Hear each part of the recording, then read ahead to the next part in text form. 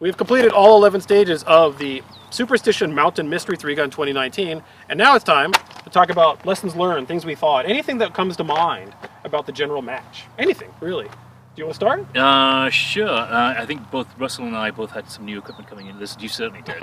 Yeah. So if you want to perform well at a major match, then don't do that. Like, have some familiarity with all the equipment that you're going to be running. Like, every piece of equipment that you're going to run that match, go take it out for at least 2 or 3 weeks beforehand, beat the shit out of it, and see how it performs. And if it doesn't perform, time to replace it. But the other thing you need to learn as well is you need to learn the ins and outs of how to most effectively run that equipment. It's not just a case of going out and buying the latest and greatest. You can see today there are guys out there with some, pretty average looking gear. They're probably more than 1 or 2 poverty ponies running around out there. And as long as they can run the gear, and as long as they're familiar with their equipment, then they will kick ass if you just show up with some new Gucci kit and you've not practiced with it. You, for the most part, can't buy score. Exactly. And sometimes newer isn't always better. So for me, it was the main thing that I changed coming in this was the optic. Normally when I'm preparing for a major match, I'll use the exact same set of equipment for about 3 months leading up to the major match. That includes all local matches, including your 2-Gun Action Challenge match, even if it's 3-gun oriented equipment that is a slight disadvantage there.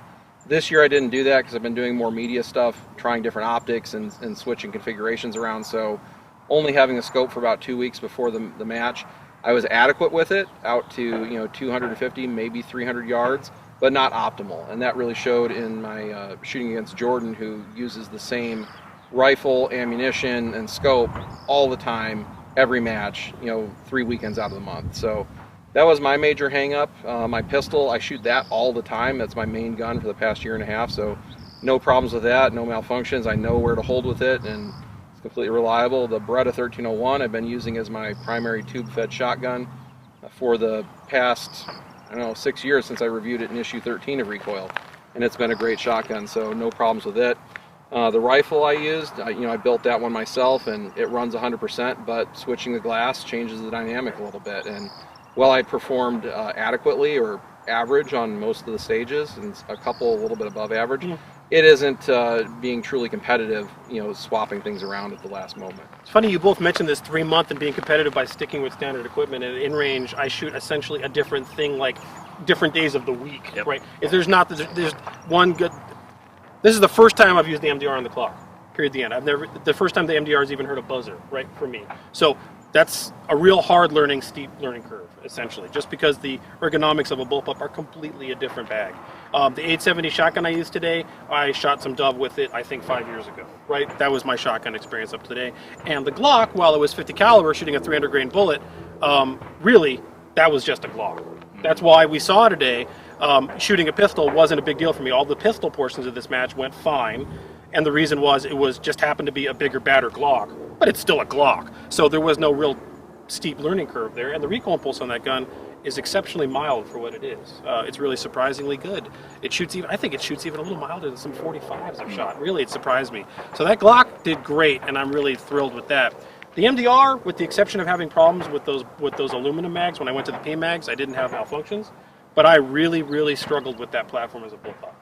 You have bullpup experience with the L85. You're not shooting a bullpup today. You're shooting an AR-type derivative POF 308. Yeah. There's probably a reason? Well, I couldn't get an L85. Okay, but a bullpup, I mean, yes.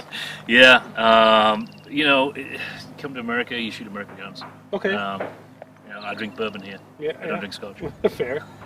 Where I'm getting to, though, is the bullpup dynamic between a conventional rifle design and a bullpup. And we're not talking negative. I'm exactly. saying the differences. I agree entirely. But, again, it goes back to if you run the equipment and if you run it hard and you run it consistently for a period of time, you can overcome all of that. I mean, back when I used to have to run an L85 professionally, that was it. I mean, you went out and practiced and you made the best of the equipment that you had. Doesn't matter what it is, because if you know that if you're familiar with it, you can put rounds on target, despite its deficiencies, you're still going to be, you'll outgun anybody who comes up against you with an AK, for the most part. Yes, of course. The thing that's hard, and this actually the first day of this, for example, is when I went to an empty mag slide, a bolt lock. I put the new mag in and I was running the charging handle. But on the MDR, there's really a great efficient system, which is a bolt release right on the back, makes it a much faster thing. But that is essentially a manual of arms, and it's a gun I've used not on the clock yet. And this is the hard thing to do when you talk about these sorts of things is it possible for the MDR in 308 to be as good or even more efficient than, say, the POF? The problem is every one of us, all of us, almost the entire shooting community, has so much trigger time on an AR or AR derivative that the amount of time required to find that out is one that's going to take a while for people willing to put their foot in that fire to find out. And it's an effort. Yep, sure. I mean, are you going to commit to that effort in both time and money? I mean, how many $600 cases of ammunition are you going to burn in order to get to that proficiency level? We saw that, for example, with the Israelis and the Tavor. They have like an entire different training and manual of arms for that gun and the way they brace up on it. And they run them very quickly from what I've seen. I've seen IDF trained soldiers using a Tavor in a way at an event where I was like, wow, that's a fast weapon system. And you give it to me and I cannot keep up with it compared to an AR. So that's a hard thing to say. But what I would say is that if you're interested or sold on the bullpup thing, you got to stick with it. If you're going to get and all the bullpups are different too. They all have a slightly different manual of arms. So if you decide the MDR is for you, do what you said, which is use the MDR a lot. Use it extensively. Take it to matches. Take it to training events. Get the ammunition that works on it. Find out where that pivot balance is when you try to monopod with the magazine in the rear. All those things that now have to be relearned that are not a conventional rifle system. And I fought with that throughout this entire match. It's not the rifle's fault. It's a training issue, but it's hard to do that on the clock. It sounds like an excuse, and I'm not trying to make an excuse. I'm just saying that's hard. I don't think the audience ever really appreciates how difficult it is switching between all the different guns that you switch between. When I was more actively writing, 5 years ago, switching to a new gun every 3 to 4 weeks made it very hard to get proficient with any of them. You could still maybe get a top 10 or top 5 finish with it, but you're not going to win the match when you're switching equipment that often. Yeah, it's challenging. But but on that note, once again, like I said, besides those mags that really weren't the ones I should have been using with it anyway, the gun ran. So, and I think that I want to give them kudos for that, because when we first got the gun, it was struggling. But now I got through a whole match with it, really, with the right mags without significant issues. And when I was able to brace, I was able to get 500-yard hits without really a lot of effort. I would say a bipod on that gun or some way to do stabilization other than trying to monopod on the rear would be a huge difference. But in the heavy metal division here at 3-Gun, you can't put a bipod on the gun. It's true. So it'd be really compelling to run this gun again at some other event where I could. You have any other thoughts? Well, maybe we should talk about the match in general. Sure.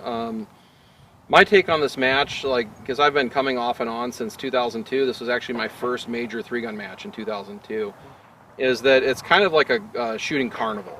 There's so many different fun shooting challenges, and they change up every year. There's always interesting props, there's interesting target systems that you don't see anywhere else, and a lot of people from around the country come to this event because it's almost like their Disneyland experience of shooting.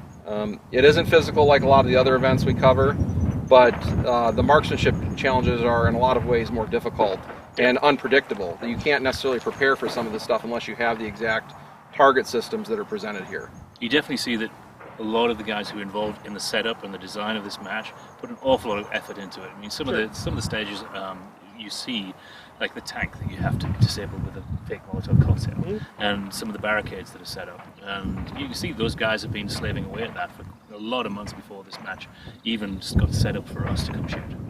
So kudos to them. No, I agree, and that's something that's any kind of match environment, especially when you start getting into hundreds or 200s or 300s or 400s of shooters, is a challenging thing.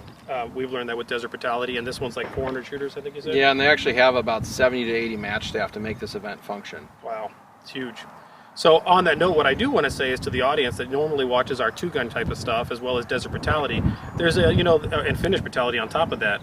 They're different environments, and there's a lot of different types of shooting, competitive shooting environments for everyone. I mean, there's trap and skeet, there's high power for long range, there's F-class, there's 3-Gun, there's now a burgeoning 2-Gun that's growing with physicality stuff and the kind of stuff that we're doing. And hopefully what's going on is people are seeing that there's room for everyone in the shooting competition sports to try and do what they want to do and pursue what they want to. If you think the idea of a shooting carnival, which is not a negative term, is a fun thing for you, pursue it, because it will enhance your skill set. There's no way ifs and buts about it. The way to get better is to do this kind of stuff, whether it's 2-gun, 3-gun, or anything else. So hopefully you found this sort of unique perspective of contrast between what you normally see on InRange and this as interesting, and you enjoyed what you saw. And I want to thank Iain Harrison from Recoil My pleasure. for coming out Thanks, here to be part of InRange, and of course you as well, always Sinistral Rifleman Russell Phagan, for getting us out here, and hopefully also thank you, the viewer, for supporting InRange, because it's a completely Patreon supported only project.